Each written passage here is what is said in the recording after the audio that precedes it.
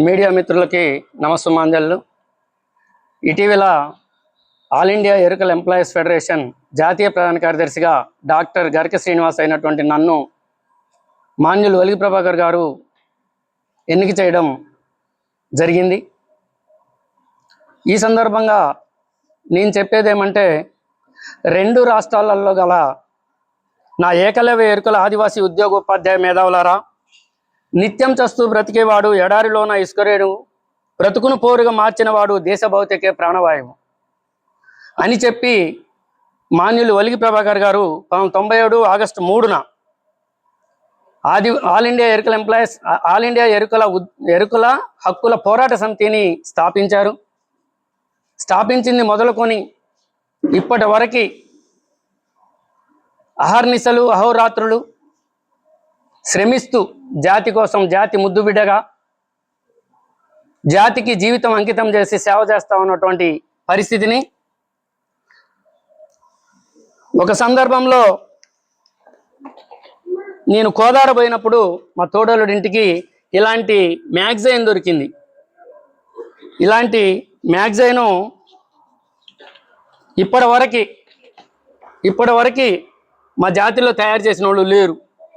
వామ్మో, ఇంత మేధావులు, ఇంత అధ్యయనం చేసిన వాళ్ళు ఉన్నారా అని చెప్పి అప్పటి నుంచి ఈ సంఘాన్ని అధ్యయనం చేస్తే వెలుగు ప్రభాకర్ గారు జీవితాన్ని అంకితం చేసి మా చరిత్రని ఎంత అధ్యయనం చేశారంటే ఎవరు చేయనంత, భారతదేశంలో ఎవరు చేయనంత చేశారు. అదేమంటే, ఎరుకల జాతి ప్రజలమైనటువంటి మేము ఈ భూమిపై పుట్టిన మొట్టమొదటి ఆదివాసీ ఎరుకల బిడ్డల వారసులమని, భూమిపుత్రులమని, స్థానికులమని, సకల సంపదలకు వారసులమని, భూమిపుత్రులమని, స్థానికులమని, సకల సంపదల సృష్టికర్తలమని, ప్రపంచ చరిత్రలోనే అత్యంత గొప్ప నాగరికత నిర్మాణాలకు సాక్షిగా నిలబడిన హరప్పా, మొహంజోదారో, చానుదారో, లోతల్, కలిబంగన్, బన్వారీ పట్టణాల మరియు కాకతీయ రాజ్య నిర్మాతలం అని చరిత్రను అధ్యయనం చేసి చెప్పడం జరిగింది. ఇది చూసినప్పుడు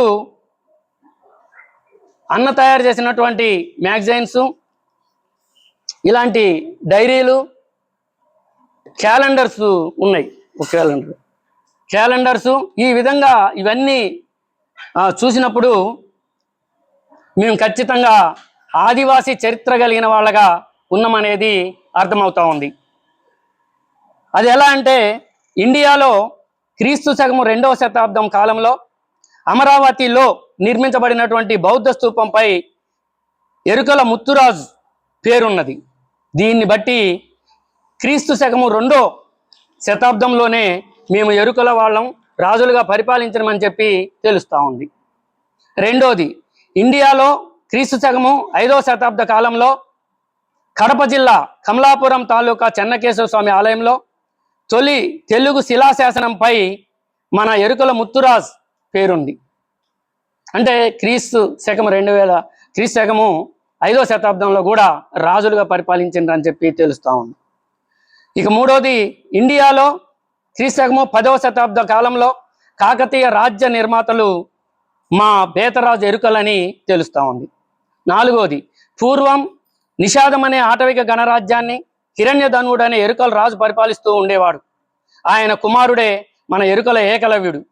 ఈ ఏకలవ్యుడు ఎరుకల అని చెప్పి ప్రపంచం మొత్తం నిర్ద్వందంగా అంగీకరించే అంశం. దీన్ని బట్టి కూడా మేము ఆదివాసీలం అని చెప్పి గణరాజ్యాలని పరిపాలించమని చెప్పి తెలుస్తూ ఉంది. ఇక CT act, criminal tribe act 1871లో స్టీఫెన్స్ అనే బ్రిటిష్ అధికారి ప్రయోగించి క్రిమినల్స్ కాకపోయినా, దొంగతనాలు చేయకపోయినా ఎరుకలోళ్ళు జాతే దొంగెరుకలు అని చెప్పి పేరు పెట్టి ఒక్క హింసలు కాదు పెట్టింది.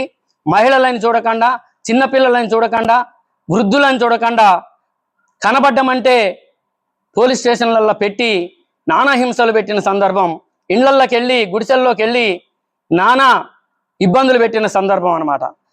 అప్పుడు మూతికి ముంత, ముడ్డికి గొట్టం ఉంటేనే ఒక ఊరు నుంచి ఇంకొక ఊరికి పోవడం తప్ప, అది చూపెట్టకపోతే నిర్బంధంగా పోలీస్ స్టేషన్కి తీసుకుపోయి వాళ్ళు ఇష్టం వచ్చిన విధంగా కొట్టడం, హింసించడం చేస్తూ ఉండేవాళ్ళు.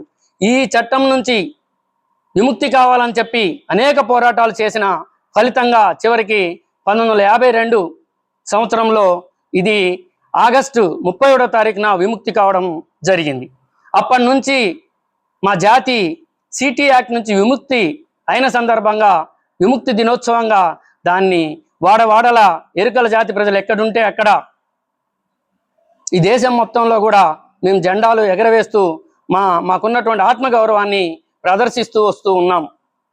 ఈ సంఘంలో 1997 ఆగస్టు 3వ తారీఖు నుంచి ఆగస్టు 31వ తారీఖు నుంచి ఇప్పటి వరకు ప్రతి సంవత్సరం చేస్తూ ఉన్నటువంటి పరిస్థితి ఉంది.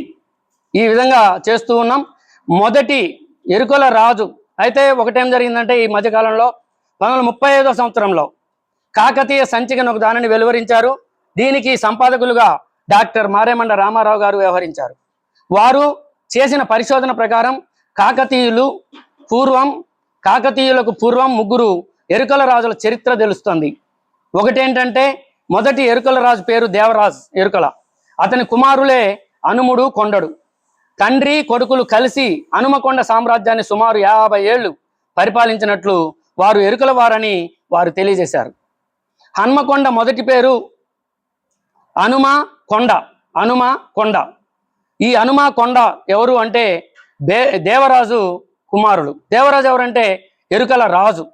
కాబట్టి హనుమకొండని ఎరుకల రాజులుగా ఉన్నటువంటి హనుముడు, కొండడు, వాళ్ళ నానైనటువంటి దేవరాజు ముగ్గురు కలిసి 50 సంవత్సరాలు పరిపాలిస్తున్నట్టుగా చరిత్ర చెప్తా ఉంది. కాకతీయ సంచికలో డాక్టర్ మారేమండ రామారావు గారు రాశారు. మరి ఇది ఒక పెద్ద ఆత్మస్థైర్యాన్ని ఇచ్చేటువంటి అంశం. ఇది మా ఎరుకల జాతిలో ఉన్నటువంటి ఉద్యోగులు, ఉపాధ్యాయులు, మేధావులు, చదువుకున్నటువంటి ప్రతి ఒక్కరూ, చదువుకున్నటువంటి నా జాతి ప్రజలందరూ కూడా తెలుసుకొని మనం చరిత్ర లేని వాళ్ళం కాదు, చరిత్ర ఎంతో ఘన చరిత్ర కలిగిన వాళ్ళం అని చెప్పి గమనించాలని చెప్పి నేను కోరుతా ఉన్నాను. అంత మాత్రమే కాదు, ఎరుకల దేవరాజ్ రాజుగా ఉన్నప్పుడు పంది ముద్ర గల నాణ్యాలను ముద్రించారు ఆ రాజ్యంలో. ఆ తర్వాత దేవరాజు తర్వాత అధికారంలోకి వచ్చినటువంటి మొదటి కాకతీయ రాజు అయినటువంటి ఎరుకల బేతరాజ్ నాణ్యాలపై పంది ముద్ర ఒకవైపు ఉంటే రెండవ వైపున తన ముద్రను, రాజుగారు కాబట్టి తన ముద్రను నాణ్యాలపై వేసి చలామణిలో పెట్టారు. ఇది ఎంత గొప్ప చరిత్ర. ఇప్పటి వరకు దాన్ని తవ్వి తీసిన వాళ్ళు లేరు. వెలిగి ప్రభాకర్ గారు తప్ప ఇప్పటి వరకు ఈ విషయాలను చెప్పిన వాళ్ళు మా జాతిలో, మా దేశంలోనే లేరు. సుమారు కాకతీయ వంశం 300 సంవత్సరాలు పరిపాలించారని తెలుస్తుంది. చివరి కాకతీయ చక్రవర్తి అయినటువంటి ప్రతాపరుద్రుడు కూడా పంది ముద్రగల నాణ్యాలని ముద్రించాడని శాసనాలను, దానపత్రాలలోనూ స్పష్టమవుతుంది. ఇంతటి ఘన చరిత్ర కలిగినటువంటి మేము ఈ అడవులను ఆధారం చేసుకొని మొట్టమొదటి తొలి ఆదివాసీలుగా ఈ భూమి మీద పుట్టి ఏమి తింటే బ్రతుకుతారో తెలియజేసింది సమాజం మొత్తానికి, నాగరిక సమాజం మొత్తానికి కూడా తెలియజేసింది ఎరుకల జాతి అని చెప్పడానికి సందేహించాల్సిన అవసరం ఏమాత్రం లేదని తెలుస్తూ ఉంది. ఎందుకు అంటే అప్పుడు అడవిలో ఉన్నటువంటి ఏ గడ్డలు తింటే బతుకుతారు, ఏ జంతువుల్ని తింటే బ్రతుకుతారు, ఏ జంతువులను వేటాడి తింటే బతుకుతారు, ఏ పసర్లు వాడితే రోగాలు తగ్గించుకోవచ్చు అని చెప్పిన వాళ్ళు నా ఎరుకల జాతి ప్రజలు. వీళ్ళు చదువుకున్నా చదువుకోకపోయినా మొట్టమొదటి తొలి సైంటిస్టులు అని చెప్తాను నన్ను అడిగితే. వీళ్ళు ఖచ్చితంగా సైంటిస్టులే. ఈ ఎరుకల జాతి సైంటిస్టులుగా ఎవరైతే అవన్నీ కనిపెట్టారో ఆ కనిపెట్టిన వాటిని తిని బ్రతికే వాళ్ళు ఈ నాగరిక ప్రజానీకం. అలాంటప్పుడు ఇప్పటికి కూడా చరిత్ర లేని వాళ్ళుగా, చరిత్రహీనులుగా మమ్మల్ని చిత్రించి జీవోత్సవాల్లాగా బ్రతికిస్తూ ఉన్నారు. మరి దీన్నంతా ఎవరు అధ్యయనం చేయాలా, ఎప్పుడు అధ్యయనం చేయాలా? ఇప్పటికీ స్వతంత్రం వచ్చి 79-80 సంవత్సరాలుగా వస్తూ ఉంటే మేధావులుగా, ఉపాధ్యాయులుగా, ఉద్యోగులుగా ఉన్నటువంటి వాళ్ళు కూడా డాక్టర్ బిఆర్ అంబేద్కర్, భారత రత్న, రాజ్యాంగ నిర్మాత, ప్రపంచ మేధావి, నా ఉద్యోగులకి, నా ఎస్సీ ఎస్టీ ప్రజలకి రిజర్వేషన్ కల్పిస్తే ఈ జాతులను అభివృద్ధి చేసేదానికోసం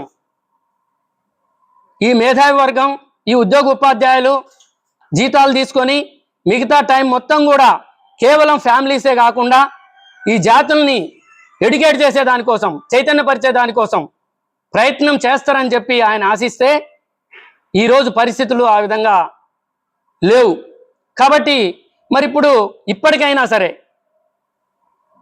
ఎరుకల జాతిలో ఉండి రిజర్వేషన్ ఉపయోగించుకొని ఉద్యోగ ఉపాధ్యాయ మేధావులుగా ఉన్నటువంటి ఈ భారతదేశంలో ఉన్నటువంటి ఎరుకల ఎంప్లాయీస్ మొత్తం కూడా జాతికి సేవ చేయడానికి, జాతి చరిత్ర తెలుసుకోవడానికి, జాతికి జరుగుతున్న అన్యాయాల మీద పోరాటాలు చేసే దానికోసం సిద్ధం కావాలని